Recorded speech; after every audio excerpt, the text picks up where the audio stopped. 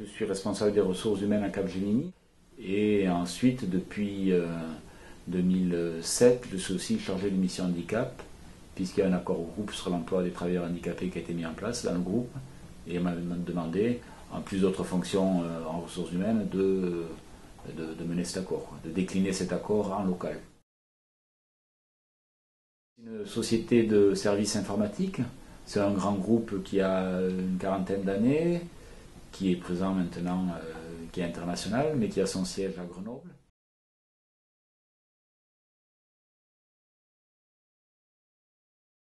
L'important dans la mission handicap, c'est d'arriver à recruter des salariés handicapés, parce qu'on a souvent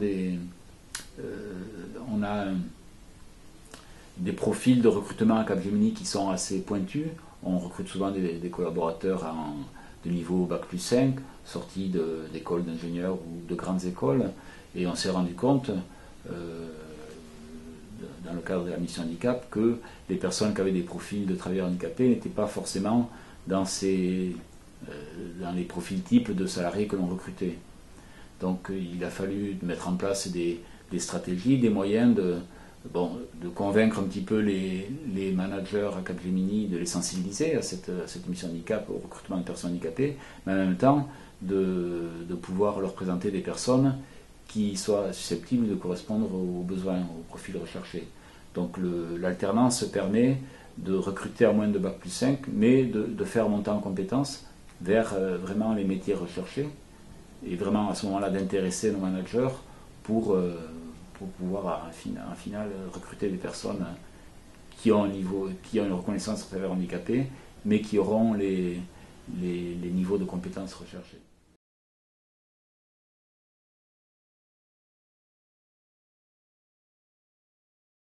Par le biais d'actions qui ont été montées par la mission handicap de Capgemini, à un niveau national, pas finalement que Capgemini Aérospatiale et Défense ou Sud avant, mais finalement, comme on est les plus près de Millau, on est un petit peu plus sollicité, ou en tout cas plus facile, l'accès est plus facile entre Millau et Toulouse que d'autres entités de Capgemini. Donc c'est par ce biais-là. On peut participer à des jurys d'examen.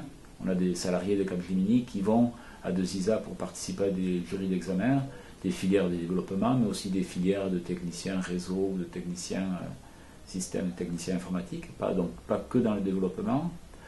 On a aussi des salariés qui sont venus donner des cours sur la gestion de projet, sur comme ça, des sujets précis qui ont apporté leur connaissance.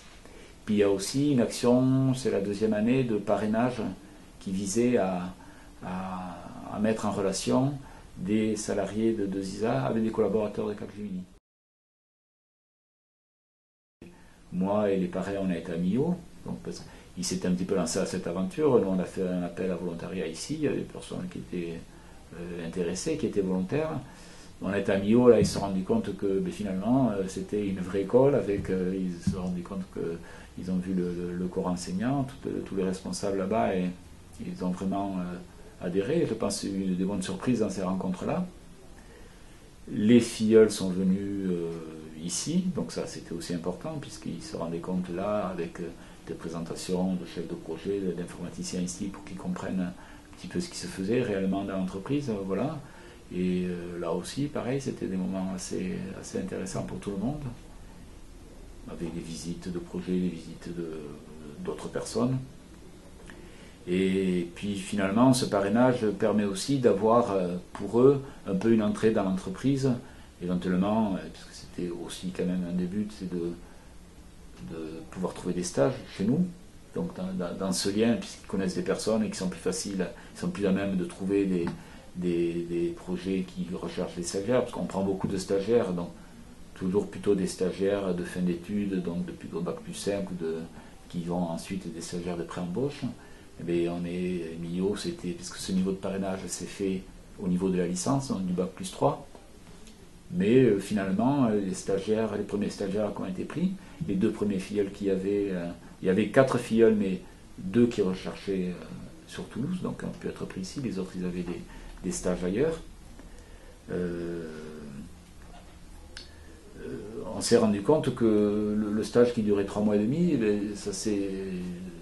ça a permis aux responsables de projet, aux responsables de stage de se rendre compte du niveau de compétence, donc que ça allait très bien, et ils étaient prêts à les embaucher tout de suite en CDI à la fin du stage. Si ce n'est que les stagiaires, eux, ils avaient envie de continuer dans la filière Bac+5, dans le pôle d'excellence de ZISA, donc ils ont continué, à ce moment-là, sous la forme d'un contrat de professionnalisation pendant 2 ans. Alors, on a eu la chance que les 2 premiers filleuls, ça s'est bien passé, parce que c'est des fois un petit peu des concours de circonstances. Ils sont tombés, je pense, sur des projets où, bon, ça s'est bien passé, puis ils étaient sûrement, ils avaient les compétences qui allaient bien, et bon, tout ça a fait que la mayonnaise a pris.